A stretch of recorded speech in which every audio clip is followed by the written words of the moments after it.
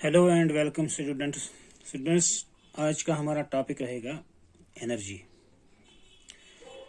पिछले वीडियो में आपने वर्क डन के बारे में मैंने आपको बताया। तो वर्क डन हुआ अगर कोई ऑब्जेक्ट को हम डिस्प्लेस करें फ्रॉम इट्स पोजीशन, तो वर्क हम कहीं कहेंगे वर्क डन हुआ है। अब अगर कोई ऑब्जेक्ट या कोई बॉडी वर्क डन करता है, उसका मतलब यह है कि उसके पास एनर्जी है जिसकी वजह से उसने ये वर्क डन किया हुआ है। तो हम ये कह सकते हैं कि अगर कोई बॉडी कोई वर्क कर सकता है, किसी ऑब्जेक्ट को डिस्प्लेस कर सकता है, तो वो पोजेस करती है एनर्जी। उसके पास फिर एनर्जी होगी ही होगी, क्योंकि एनर्जी चाहिए हमें कोई भी वर्क डन करने के लिए। तो अगर कोई ऑब्जेक्ट कोई बॉडी वर्क डन कर सकता है, तो हम कहेंगे कि उसके पास एनर्जी है।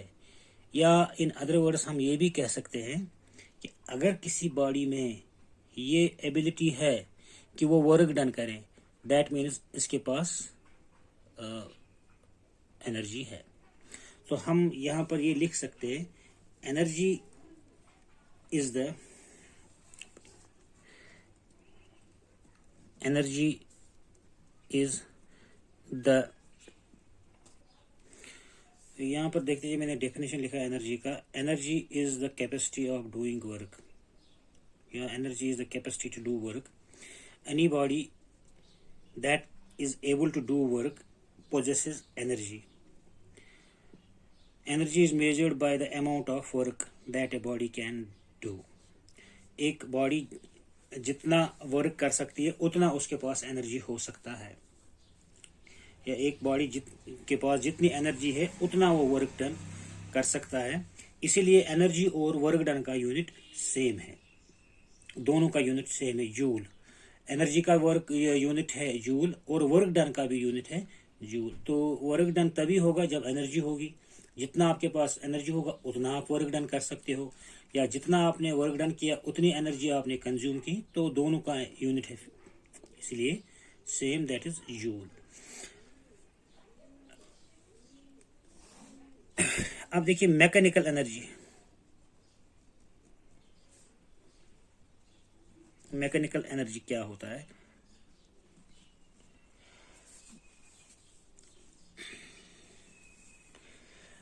The energy that is used to, ऐसी एनर्जी जो इस्तेमाल की जाएगी टू डिस्प्लेस ए बॉडी, जिससे हम बॉडी को डिस्प्लेस करेंगे, या किसी बॉडी का हम पोजीशन चेंज कर सके, या हम किसी बॉडी को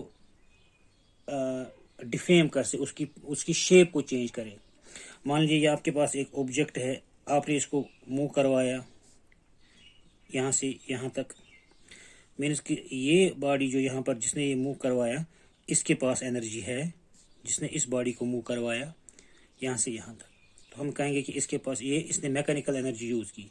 या इसी बॉडी ने जिसके पास एनर्जी है, इसने इस बॉडी को डिशेप किया, मतलब इसकी शेप को चेंज किया। अगर ये सर्कुलर फॉर्म में है तो इसको इस फॉर्म में चेंज किया, या मोड़ दिया, या किसी दूसरी शेप में चेंज किया। मीन्स कि इस ऑब्जेक्ट ने एनर्जी इस्तेमाल की इस बॉडी की शेप को चेंज करने के लिए। हम कहेंगे कि this body possesses mechanical energy. This body used mechanical energy to displace the object or change its position and defame the shape of this body. तो जो एनर्जी हम इस्तेमाल करते हैं किसी बॉडी को उसकी पोजीशन को चेंज करने के लिए, या उसको डिस्प्लेस करने के लिए, या उसकी शेप को चेंज करने के लिए, उसको हम कहेंगे मैकेनिकल एनर्जी। अब mechanical energy is of two types, that is kinetic energy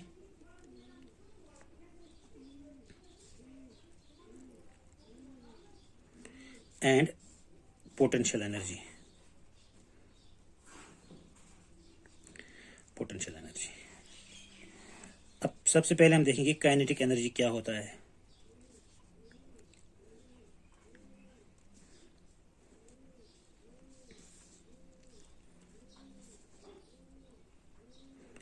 देखिए काइनेटिक एनर्जी क्या होता है। मान लीजिए यहाँ पर एक बॉल है, बॉल बी, और यहाँ पर है एक और बॉल, बॉल ए। दोनों रेस्ट में है, अपनी अपनी पोजीशन पर है। अब कोई बॉडी इस बॉडी को क्या कर रहा है, फोर्स अप्लाई कर रहा है। इस पे फोर्स अप्लाई करने पर ये बॉडी मोशन में आ गई। अब जिस बॉडी ने फोर्स अप्लाई किया वो तो अब अलग हो गई, तो अब ये चलते चलते चलते चलते चलते मोशन की वजह से यहाँ पर पहुंच गई, और इस बॉडी ने अब ये फोर्स एक्सर्ट किया इस बॉडी पर, तो बॉडी भी मूव हो गई। तो अब ये वर्क डन, ये बॉडी बी को मूव करवाने में हुआ, वो किसने किया? That is done by this body A. तो बॉडी ए में ये एनर्जी कहाँ से आई? इससे पहले हम ऐसा करेंगे, ये बॉडी बी मान लीजिए यहाँ पर है, और बॉडी ई को हमने रख दिया स्टेशनरी यहाँ पर। बॉडी ए और बॉडी बी दोनों बैठी हुई है। क्या ये बॉडी इस बॉडी को मूव करवा सकती है? बिल्कुल नहीं करवा सकती है, क्योंकि ये भी तो रेस्ट में है, ये भी बैठा हुआ है। तो इनको ये एक दूसरे पे कैसे फोर्स एक्सर्ट कर सकते हैं? बिल्कुल एक लेवल पर है, एक साथ बैठे हुए हैं, दोनों रेस्ट में है। आप देखेंगे कि ये बॉडी इस बॉडी पर कोई फोर्स एक्सर्ट नहीं करने वाली।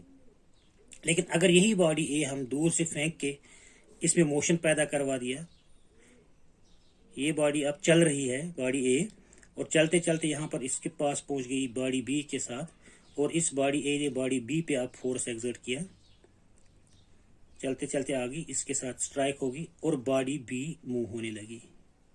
बॉडी ए के साथ क्या हुआ वो एक अलग बात है, लेकिन इस बॉडी ए ने अब बॉडी बी को मूव करवा दिया, यहां से यहां पर पहुंचा दिया। मीन्स कि ये बॉडी ए ने कुछ वर्क डन किया इस बॉडी बी को मूव करवाने के लिए। तो आपने देखा कि जब रेस्ट में थी बॉडी ए, तो इसने बॉडी बी पर कोई फोर्स एक्सर्ट नहीं किया। लेकिन यही बॉडी जब मोशन में आ रही थी यहाँ से, तो जब ये बॉडी बी के साथ टकरा गई, तो इसने बॉडी बी को मूव करवा दिया। तो पता चला कि मोशन की वजह से ये बॉडी ए ने वर्क डन किया, कि मोशन की वजह से इसमें कुछ एनर्जी आ गई, जिसकी वजह से इसने बॉडी बी को मूव करवा दिया। तो इस एनर्जी को जो बॉडी ए में आ गई ड्यू टू इट्स मोशन, इसको हम कहेंगे काइनेटिक एनर्जी। काइनेटिक एनर्जी की आपके पास डेली लाइफ में बहुत सारी एग्जांपल्स हैं। सिंपल सी एग्जांपल मान लीजिए, मान लीजिए आपके टेबल पर मान लीजिए आपका टेबल है, इस पर एक पेपर का टुकड़ा है। जब तक इस पेपर के टुकड़े पर हम कोई फोर्स अप्लाई ना करें, ये अपनी जगह से हिलेगा ही नहीं, न्यूटन के फर्स्ट लॉ के हिसाब से। अब अचानक से हवा आ रही है, तो ये पेपर उड़ गया, तो ये पेपर डिस्प्लेस हुआ। तो मूविंग विंड जो है, मूविंग विंड जब एयर आ गई मोशन में, तो इसने इस बॉडी को, पेपर बॉडी को क्या किया?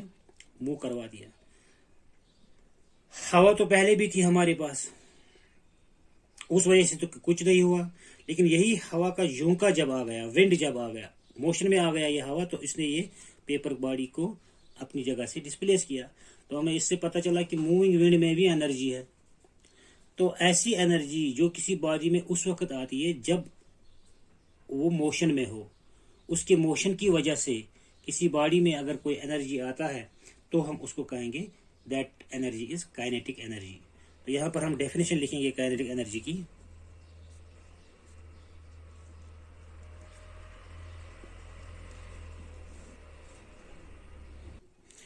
तो मैंने यहाँ पर लिखा, the energy of a body possessed by it by virtue of its motion is called kinetic energy. या सिंपली लिख सकते हैं, the energy possessed by a body, energy possessed by a body by virtue of its motion is called kinetic energy. और work done by a body by virtue of its motion is equal to its kinetic energy. तो इसकी motion की वजह से किसी body ने कितना work done किया, that is equal to its kinetic energy. हाँ जी, अब हम देखेंगे expression for kinetic energy.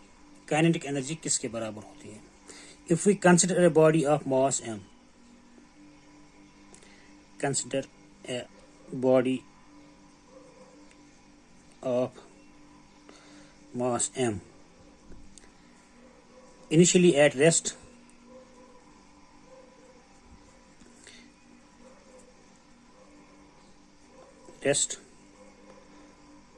moves with velocity v, covers a distance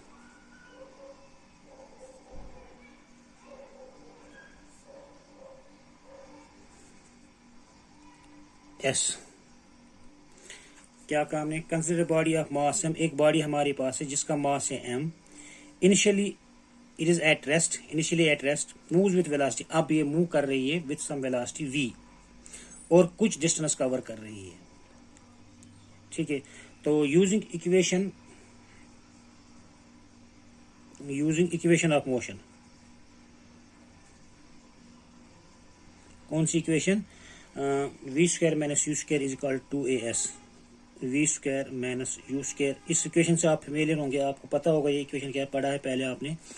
इस इक्वेशन ऑफ मोशन क्या है? v square minus u square is equal to as, that means v square is equal to, इस u square को इस side में ले जाएंगे, 2as plus you square. लेकिन हमने कहा कि initially the body is at rest, that means u जो इसका है वो 0 है, तो हम लिखेंगे v square is equal to 2as plus 0, ये तो ये बन जाता है हमारे पास v square is equal to 2as। But हमारे पास एक इक्वेशन पता है फोर्स का formula, but acceleration is equal to force divide by mass, force by m, therefore v square किसके बराबर आया? एक्सेलरेशन के बदले फोर्स बाई मास दे देंगे, तो हम लिखेंगे it is equal v square is equal 2 times force by mass into s। अब इस s को आप नीचे ले आइए इस इक्वेशन की इस साइड में, तो v square by s is equal to, sorry ये फोर्स बाई मास है, मास को इस साइड में लेते हैं, मास को इसको किसके साथ क्रॉस मल्टीप्लिकेशन करेंगे तो हमें मिलेगा v square by this m is equal to 2fs, 2 force into displacement. तो दैट मीन्स ये 2 भी आप इधर ले आइए, तो ये बन जाएगा 1/2 दूसरे साइड में आने पर, 1/2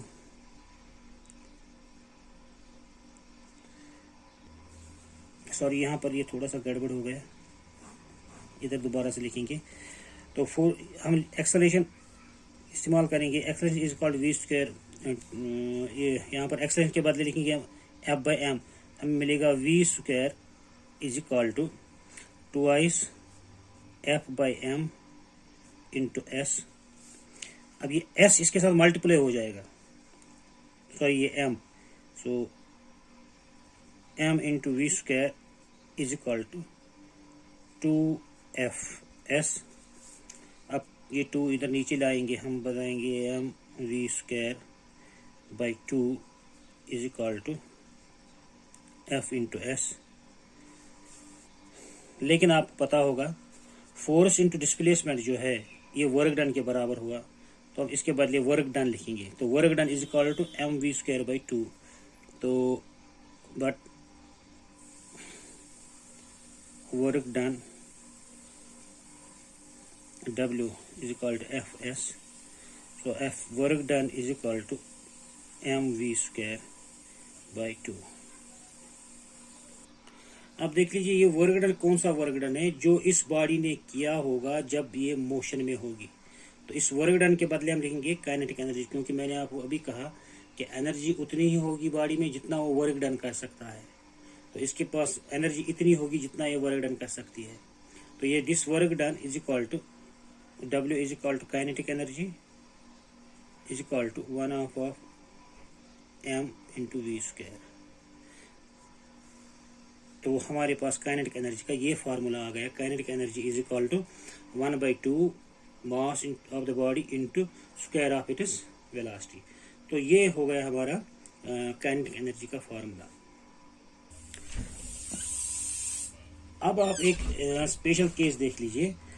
हमने यहाँ पर लिखा कि initially the body is at rest. चलिए मान लेते हैं कि अगर बॉडी इनिशियली रेस्ट में नहीं थी, उसकी कुछ वेलोसिटी थी। लेट अस से the body initial velocity of the body is u। If initially body is not at rest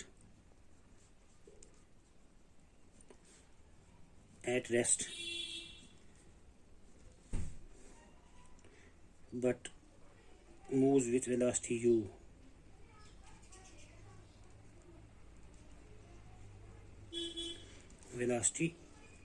initial velocity body की है u।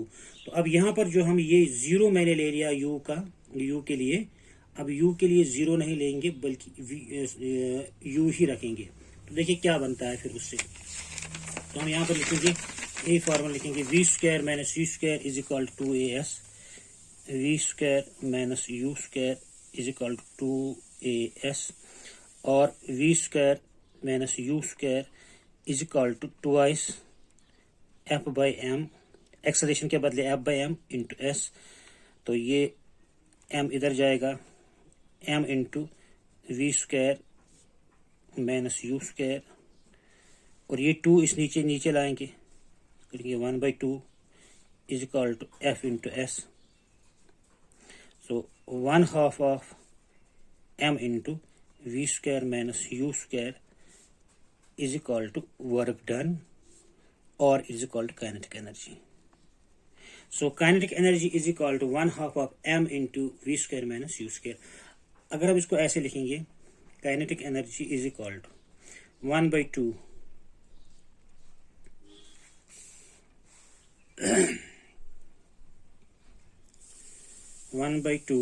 m into v square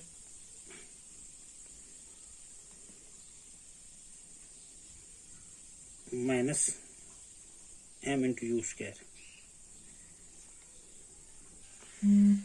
देखिए 1/2 m u square minus m u square is equal to work done. तो इसको work done ही लिखेंगे अभी, एक minute. Work done is equal to, हम इसको लिखेंगे work done is equal to 1/2 of m v square, 1/2 of m v square minus 1/2 of m u square, 1/2 of m v square is equal to final kinetic energy. जो kinetic energy आ गई किसी body में which when it was moving with velocity v, हम इसको लिखेंगे final kinetic energy. अब ये इनिशियल वेलोसिटी की वजह से इसमें काइनेटिक एनर्जी है, सो इनिशियल काइनेटिक एनर्जी। अब final kinetic energy minus initial kinetic energy, it is change in energy. So work done is equal to change in kinetic energy. अब देखिए क्या होगा कि अगर एक बॉल किसी वेलोसिटी इनिशियली किसी एक वेलोसिटी, सपोज ये एक बॉल मूव हो रही है या कोई ऑब्जेक्ट दूसरा ऑब्जेक्ट, इसकी इनिशियल वेलोसिटी है u, यहाँ से ये दूसरी बॉडी पे टकरा जाएगी। बॉडी ए है ये बॉडी बी है, और यहाँ पहुंचने पर इसके साथ कोलाइड हो जाएगी, तो इसकी वेलोसिटी चेंज हो जाएगी। तो इसकी वेलोसिटी बन जाएगी v। यहाँ पर इसकी कुछ काइनेटिक एनर्जी, क्योंकि ये पहले से ही चल रही है, अभी मैंने आपको कहा कि काइनेटिक एनर्जी क्या होती है, जो किसी बॉडी में उसकी मोशन की वजह से आती है। तो वो किसके बराबर था, पहले भी मैंने आपको यहाँ पर बताया कि it is 1/2 of m v square. तो ये है 1/2 ऑफ m वेलोसिटी का square, that is u square. फिर यहाँ पर पहुंचने पर इसके साथ कोलाइड होने पर इसमें ये चेंज हो गई वेलोसिटी, तो इसकी काइनेटिक एनर्जी भी चेंज हो गई, बन गई 1/2 ऑफ m v स्क्वायर। तो ये पहले ये इतनी एनर्जी थी इसके पास, अब इसके साथ कोलाइड होने पर ये इसकी इतनी एनर्जी रह गई, तो एनर्जी में कुछ चेंज आ गया।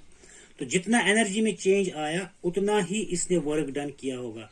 तो हम ये कह सकते हैं कि work done is equal to change in kinetic energy. तो ये था एक्सप्रेशन फॉर काइनेटिक एनर्जी। अब हम देख लेंगे पोटेंशियल एनर्जी।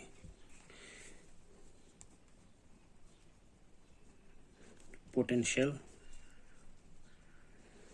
एनर्जी क्या होता है? देखिए स्टूडेंट्स, पोटेंशियल एनर्जी वो मैकेनिकल एनर्जी का टाइप है जिसमें बॉडी की पोजीशन के हिसाब से जो एनर्जी आती है उस बॉडी में, उसको हम पोटेंशियल एनर्जी कहेंगे, या which is due to the configuration of the body. जो एनर्जी बॉडी की पोजीशन की वजह से उसमें आ जाती है उसको हम पोटेंशियल एनर्जी कहेंगे। फॉर एग्जांपल, ये हमारे एक मान लीजिए ग्राउंड लेवल है, ज़मीन है, ज़मीन की ऊपरी सरफेस, इस पे एक ऑब्जेक्ट है, यहाँ पर रेस्ट में है। कुछ वर्क डन कर सकता है, बिल्कुल नहीं कर सकता है ये वर्क, क्योंकि जब तक ये रेस्ट में है, जब तक इस पे हम कोई फोर्स ना लगे, ये अपनी जगह से हिल भी नहीं सकता है। अब हमने क्या किया कि इस बॉडी को लिफ्ट किया ऊपर, यहाँ तक पहुंचा दिया, ज़मीन से ऊपर उठा दिया, यहाँ पहुंचा दिया, ठीक है। तो अब देखिए क्या, अब इस पोजीशन पर आने की वजह से ये बॉडी कोई वर्क डन करने के कैपेबल है कि नहीं? बिल्कुल है। आप देख लीजिए, इसके नीचे जब आप इसको यहाँ से रिलीज कर लेंगे तो नीचे आप कोई चीज़ यहाँ पर रखिए, बिल्कुल उसको डिस्प्लेस कर सकता है वो। जैसे आपने देखा हैमर से हम कील ठोंकते हैं, कील को नीचे यहाँ पर आप एक नेल रखिए, नेल यहाँ पर पड़ा हुआ, अब ये बॉडी इसके ऊपर आ रही है तो ये जो नेल है बिल्कुल नीचे जाएगा। तो नेल को नीचे करने के लिए कुछ एनर्जी चाहिए, तो ये एनर्जी इसमें आ गई, इस ऑब्जेक्ट में। हमने कुछ एनर्जी नहीं बल्कि सिंपली इसको रिलीज कर दिया, ठीक है। अच्छा, आपने देखा पानी जब ऊपर से आता है किसी ऊंचाई से, मान लीजिए यहाँ पर इस हाइट पर पानी रखा हुआ है डैम में, किसी डैम में ये वाटर है यहाँ पर, फिर हमने इसको यहाँ से रिलीज कर दिया, ये पानी को हमने यहाँ से रिलीज कर दिया। यूं ही ये पानी नीचे आता जाएगा, ये अपने साथ जो भी होगा उसको डिस्प्लेस करता जाएगा। तो इस हाइट की वजह से इसमें एनर्जी आ जाती है, और उस एनर्जी को हम कहेंगे पोटेंशियल एनर्जी। जो एनर्जी किसी बॉडी में उसकी पोजीशन की वजह से from the surface of the earth gain होती है, उसको हम कहते हैं पोटेंशियल एनर्जी। या अभी मैंने एक और वर्ड इसमें कहा कि which is due to the configuration of the body. Configuration of the body का मतलब क्या हुआ? देखिए, आप एक स्प्रिंग ले लिया, आप स्प्रिंग यहाँ पर ये एक स्प्रिंग है यहाँ पर, ठीक, बस ये अपनी ओरिजिनल शेप में है। अब आप इसको स्ट्रेच करिए, इसके साथ यहाँ पर एक जोड़ दीजिए, आप एक छोटा सा बॉक्स मान लीजिए। अब हमने क्या किया कि इस स्प्रिंग को स्ट्रेच कर दिया और ये ऐसे बन गया, खींचा इस स्प्रिंग को। अब इसका कॉन्फ़िगरेशन, इसकी शेप चेंज हो गई है।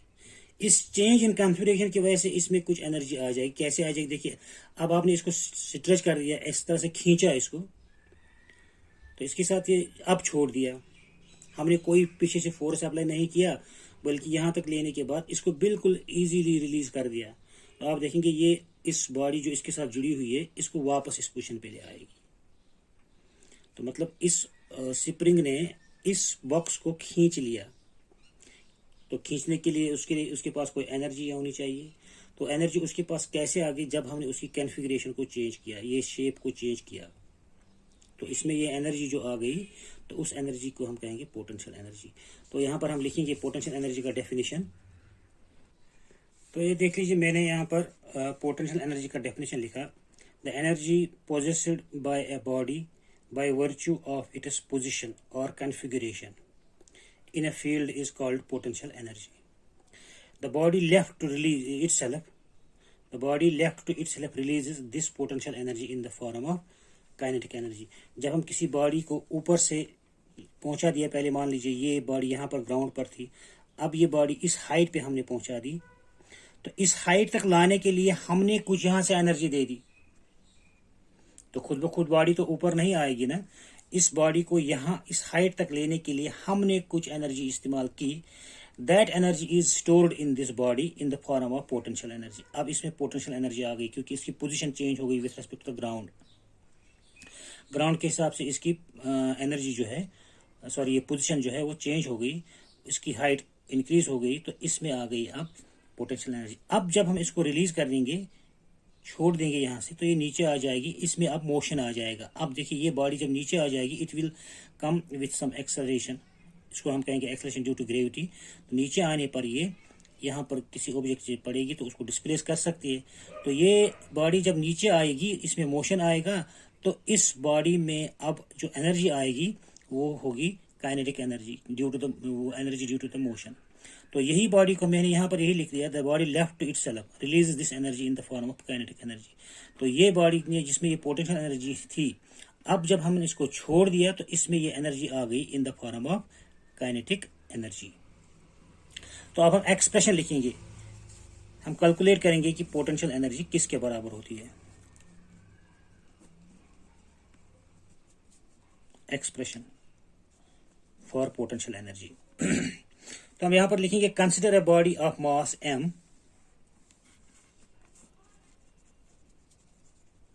Consider a body of mass m lifted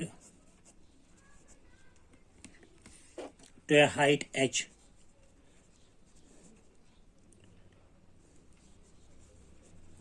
height h from the surface of the earth, from the surface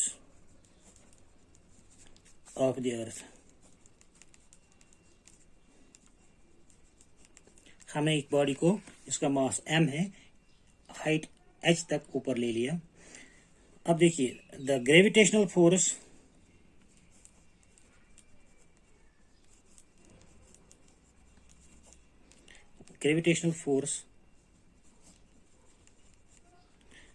on the body is equal to m into g. ये आपको पता होगा, किसी बॉडी पर जो ग्रेविटेशनल फोर्स होता है वो होता है m इंटू जी। अगर हम मान लेंगे, यहाँ पर लिखेंगे कंसिडरिंग जी कांस्टेंट, जी जो है एक्सेलरेशन ड्यू टू ग्रेविटी, ये कांस्टेंट है।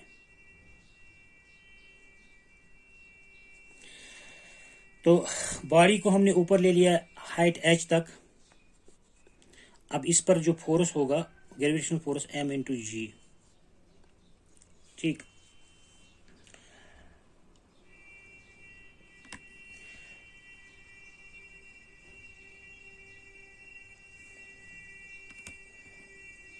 तो बॉडी को ऊपर लेने के लिए हमने जो वर्क डन किया, देखिए हमने कितना वर्क डन किया, आप इसको जरा गौर से देख लीजिए। एक बॉडी यहाँ पर है, ग्राउंड पर है, तो इस पर ग्रेविटेशनल फोर्स कितना है m इंटू जी। अब हम इस बॉडी को ऊपर ले रहे हैं, तो हमें इस m इंटू जी जितना फोर्स ये अर्थ ग्रेविटेशनल फोर्स इस बॉडी पे अप्लाई कर रही है, हमने भी उतना ही फोर्स अप्लाई करना है। तो हमें यहाँ पर अपोजिट डायरेक्शन में m इंटू जी अप्लाई करना है। तो जो बॉडी इस बॉडी को ऊपर ले रहा है, उसने कितना फोर्स अप्लाई करना है m इंटू जी। अब ये बॉडी ऊपर पहुंचा दी हमने इस हाइट पर, यहां तक, तो हमने इस बॉडी को डिस्प्लेस किया यहां से इस हाइट तक, m इंटू यहाँ पर इस पर, यहाँ सॉरी ग्राउंड से इस हाइट तक। तो कितना डिस्प्लेसमेंट किया, इतना जो ये हाइट है। फोर्स हमने कितना लगा दिया, m इंटू जी। तो डिस्प्लेस कितना किया, हाइट तक डिस्प्लेस किया। तो हमने वर्क डन कितना किया, फोर्स इंटू डिस्प्लेसमेंट। तो हम यहाँ पर लिखेंगे work done in lifting the body, work done in lifting the body to h is equal to work done is equal to force into displacement। Force कितना हो गया, m इंटू जी into displacement h। तो इतना work done हमने किया इस body को ऊपर लेने के लिए। तो यही वर्क डन जो होगा, इसी के बराबर इस बॉडी में एनर्जी स्टोर होगी, जब ये हाइट h तक पहुंच जाएगी। सो देयरफॉर हम लिख सकते हैं यहाँ पर this amount of energy equal to work done is stored in the body as potential energy. So potential energy is equal to work done is equal to mgh। तो हम यहाँ पर लिख सकते हैं potential energy is equal to mg into h। तो ये किसी बॉडी का पोटेंशियल एनर्जी होता है जब हम उसको उसकी पोजीशन चेंज करते हैं from surface to at any height h। तो ये नोट्स को आप एक स्क्रीनशॉट लेके इनको लिख भी सकते हैं। ये जो हमने पोटेंशियल एनर्जी कैलकुलेट की एक बॉडी की, ये बॉडी की पोटेंशियल एनर्जी किस वजह से आ गई? When we lift the body to a height h। तो उस पर जो ग्रेविटेशनल फोर्स है उसकी वजह से वो नीचे आ जाएगी, फिर उसमें इलास्टिसिटी बढ़ जाएगी उसकी, फिर उसमें काइनेटिक एनर्जी आ जाएगी। तो इसलिए हम इसको कहेंगे ग्रेविटेशनल पोटेंशियल एनर्जी। यहाँ पर जो हमने यहाँ पर लिखा, हमने जो लिखा पोटेंशियल एनर्जी का डेफिनेशन, फिर हमने एक्सप्रेशन लिखा। ये एक्सप्रेशन जो है ये ग्रेविटेशनल पोटेंशियल एनर्जी का है। वैसे हमारे पास पोटेंशियल एनर्जी की डिफरेंट फॉर्म्स है, जैसे दिस ग्रेविटेशनल पोटेंशियल एनर्जी हो गई एक, जो हमने यहाँ पर एक्सप्रेशन लिखा। दूसरा होता है इलास्टिक पोटेंशियल एनर्जी। जैसे मैंने आपको ये स्प्रिंग के बारे में कहा, अभी स्प्रिंग का कॉन्फ़िगरेशन जब हमने चेंज किया तो उसमें जो एनर्जी आ गई this is called elastic potential energy. इसी तरह से अगर हम किसी बॉडी को, मान लीजिए एक यहाँ पर एक चार्जड बॉडी है Q, इसके सामने एक छोटा सा चार्ज हम लाएंगे, दूसरा चार्ज Q। ये चार्ज आपस में फोर्स अप्लाई कर लेंगे, तो इसको कहेंगे हम, इस वजह से जो ये चार्ज जो हमने यहाँ पर लाया, इस चार्ज के फील्ड में इसमें एक पोटेंशियल एनर्जी आती है, उसको कहते हैं इलेक्ट्रिक पोटेंशियल एनर्जी। तो पोटेंशियल एनर्जी की तीन टाइप से, एक हो गया ग्रेविटेशनल पोटेंशियल एनर्जी जिसका एक्सप्रेशन हमने यहाँ पर निकाला। दूसरा होता है potential this elastic potential energy जो बॉडी में आती है due to change it is configuration. इसी तरह से तीसरा फॉर्म जो है पोटेंशियल एनर्जी का, that is electric potential energy. तो ये है एक्सप्रेशन फॉर पोटेंशियल एनर्जी का। तो बाकी सब अगले वीडियो में, तब तक के लिए शुक्रिया, गुड बाय।